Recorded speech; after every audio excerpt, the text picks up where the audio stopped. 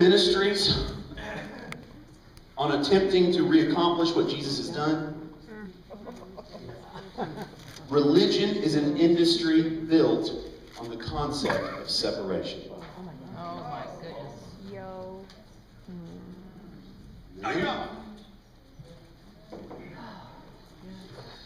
somebody's going to say, well, brother, that's my religious guy voice, brother.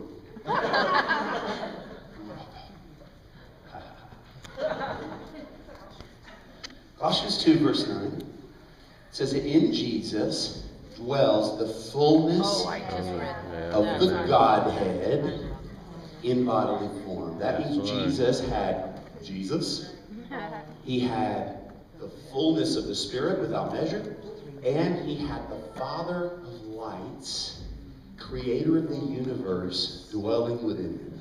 Then, verse 10, and by your union with him, you are fully good. Turn to your neighbor, say you're full of it. You're full of it.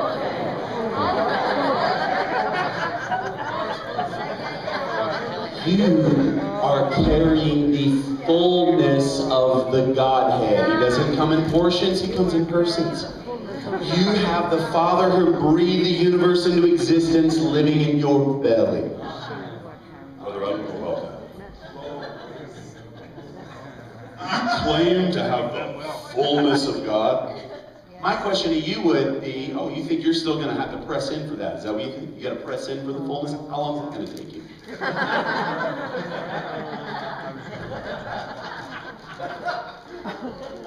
You have him or you don't. Or let me put it this way, you have him or you don't realize you do. Amen? You're packing a lot of God. Turn to your neighbor, look at him. You start to look at your neighbor a little bit differently.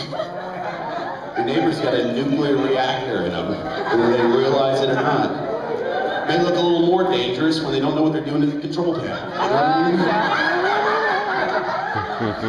Got a lot of God in there. Packing a whole lot of God. Amen?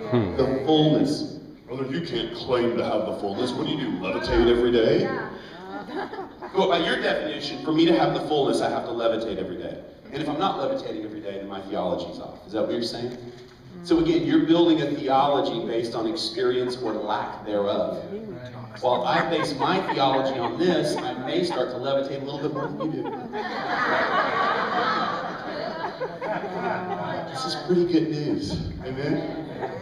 You've all probably heard some grumpy preacher come up and say, you know, we live by truth, we live by faith, not by feeling. You've heard that before, right? And usually they say that to try to quench your party a little bit, right? Like you're having a little fun, oh, you're having too much fun. You live by faith, not by feeling, right? But what they said is actually true. The truth, we live by truth, not what we feel. If I'm feeling like God's moderately displeased with me today, that's not true. Okay? The thing is, the truth does not come to quench my buzz. The truth always comes to enhance my buzz. When you hear the truth of the gospel, it starts to resonate. You can't help you. There's something in you. You know it, you know it, you know it, you know it. It's just too good to be true, and that's why you don't like it. The gospel, the reason you can't believe the gospel is it's too good to be true. Did you know that? You're preaching a candy-coated gospel. No, it's much better than that. It's got bubblegum and glitter. Making this too easy. I have to have a part to play in this. I've got to have a part to play in killing myself and things like that. What do you want me to do? Just sit around and believe? The best part of the gospel is that you can't even do that. You don't even get to boast in that. Well, I get to boast in that I chose him. No, you didn't. He chose you. You're not even saved by faith. Oh, you thought faith was the one good work that saved you. The surcharge. To an otherwise free gift. You're not saved by faith. You're saved by grace. Through. Gift, free gift. Through faith. All faith is the lens to see the gift that he's already accomplished for you. As a matter of fact, it's not even your faith. It's not of yourselves. But the faithfulness of Jesus Christ. From the start to finish, He's the Alpha and the Omega of your salvation. The start and the finish, the author and the finisher. Amen?